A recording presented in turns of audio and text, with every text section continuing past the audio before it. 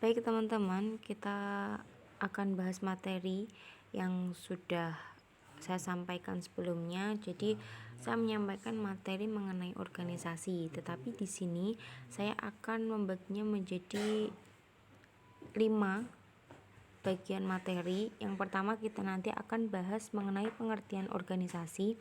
Yang kedua tentang organisasi JS Fathahilah, dan yang ketiga makna logo JS Fathahilah.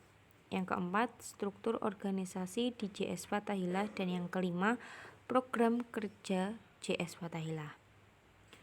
Untuk mempersingkat waktu, kita langsung saja berhubung materi saya yang pertama yaitu tentang keorganisasian.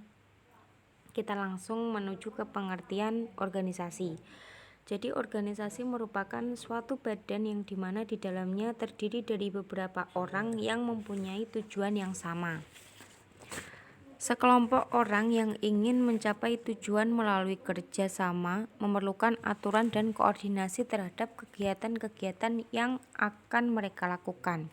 Sebab, jika salah seorang tidak bergerak, maka sasaran dan tujuan tidak akan tercapai sebagaimana yang diinginkan. Dan dapat dikatakan bahwa organisasi merupakan alat untuk mencapai tujuan tersebut. Karena organisasi mengejar tujuan dan sasaran yang dapat dicapai secara lebih efisien dan lebih efektif. Untuk selanjutnya, setelah kita tahu pengertian dari organisasi, kita akan bahas fungsi organisasi. Fungsi organisasi sebagai wadah dalam upaya sekelompok orang yang memiliki kehendak atau keinginan yang sama dan berusaha mewujudkannya. Lanjut di unsur organisasi. Setelah kita tahu pengertian dan fungsinya, pasti kita akan mengetahui unsur yang ada dalam organisasi tersebut. Yang pertama, adanya lebih dari satu orang. Dan yang kedua, adanya kerjasama. Yang ketiga, adanya tujuan yang diinginkan. Dan yang terakhir, adanya pembagian tugas. Jadi organisasi itu terbentuk karena banyaknya orang ataupun satu orang lebih, di mana mempunyai tujuan yang sama dan dilandaskan atas kerjasama yang ditargetkan untuk memenuhi tujuan yang diinginkan. Jenis-jenis organisasi dilihat dari cara terbentuknya. Itu ada organisasi insidental, yaitu organisasi yang dibentuk untuk mencapai tujuan tertentu yang sifatnya sementara. Contoh yaitu kepanitiaan. Dan yang kedua, organisasi permanen, yaitu organisasi yang dibentuk untuk mencapai tujuan tertentu untuk jangka waktu yang tidak terbatas. Kita tahu ada contohnya, yaitu di lingkungan masyarakat kita ada IPNU IPPNU. Jika dilihat dari bentuk dan wujudnya, organisasi ada organisasi formal dan informal. Organisasi formal tersendiri yaitu terbentuk karena secara resmi ada aturan yang resmi pula, atau biasa disebut ADART.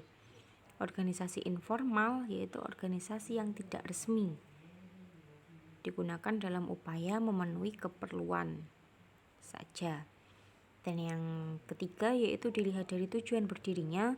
Ada 3 organisasi, yaitu organisasi massa atau kemasyarakatan, organisasi politik, dan organisasi profesi. Di dalam jenis organisasi ini saya tidak akan membahas panjang kali lebar. Langsung kita masuk ke manajemen organisasi.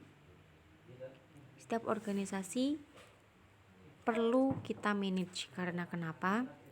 Organisasi tanpa adanya manajemen akan amburadul.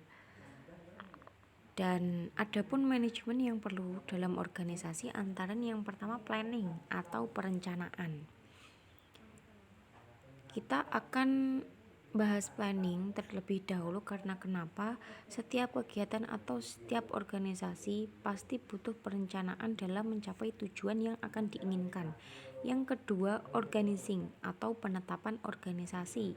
Lebih garis besarnya yaitu kepanitiaan ataupun struktur-struktur yang ada. Jika rencana sudah ada, penetapan organisasi sudah ada, maka kita lanjut ke action atau pelaksanaan. Jadi setiap program kerja ataupun apa yang ingin kita capai dalam organisasi, jika kita tidak akan laksanakan maka juga tidak akan terwujudkan. Setelah ketiga manajemen tadi ada, yang keempat atau yang terakhir kita perlu controlling atau pengendalian, dimana jika setiap program kerja ataupun apa yang kita sasar tidak ada pengendaliannya, maka kita juga akan terkecohkan. Karena itu di setiap kegiatan ataupun organisasi pasti ada evaluasi, entah nanti evaluasi kegiatan ataupun evaluasi pengurus. Itu sangat diperlukan karena apa?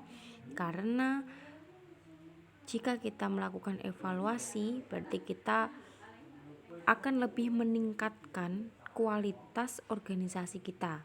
Belajar dari kesalahan itu merupakan salah satu kunci keberhasilan dari sebuah organisasi.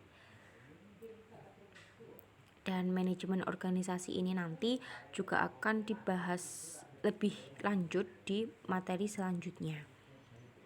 Dan yang terakhir, di slide yang terakhir ini ada pertanyaan mengenai materi organisasi ini, yaitu jelaskan pengertian organisasi menurut pendapat masing-masing. Jadi nanti silahkan dijelaskan organisasi itu apa menurut pendapat sampean sendiri-sendiri gitu ya. Terus jelaskan fungsi organisasi serta sebutkan dan jelaskan organisasi yang Anda ketahui, minimal 2 saja. Jadi saya harapkan untuk pertanyaan ini nanti silahkan dijawab sendiri-sendiri, dan untuk teknis pengumpulannya akan diinformasikan lebih lanjut di grup peserta diklat Kader Cinta Sholawat. Mungkin itu yang bisa saya sampaikan untuk materi keorganisasian subbab pertama. Nanti silahkan diikuti lagi materi selanjutnya. Terima kasih.